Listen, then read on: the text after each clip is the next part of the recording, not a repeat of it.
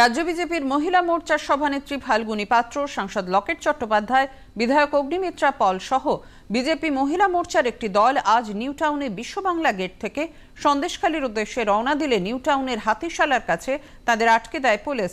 পুলিশের তরফ থেকে জানানো হয়, সন্দেশখালীতে 144 ধারা জারি থাকায় তাদের সেখানে যেতে দেওয়া হবে না।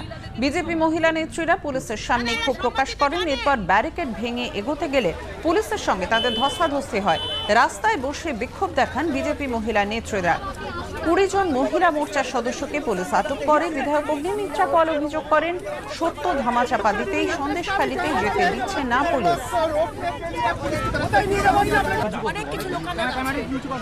অনেক কিছু বিষয় যাতে পাবলিক না জানে, যাতে বাংলার মুখ্যমন্ত্রী পুলিশ মন্ত্রী এই চেষ্টা করছে। কলকাতা 146 ধারা ছাড়া লজ্জা নাই, আবার বলে থানায় আসুন।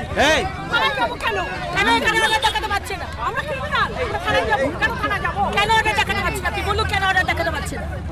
টানতে টানতে হিচড়াতে গাড়িতে তুলছে।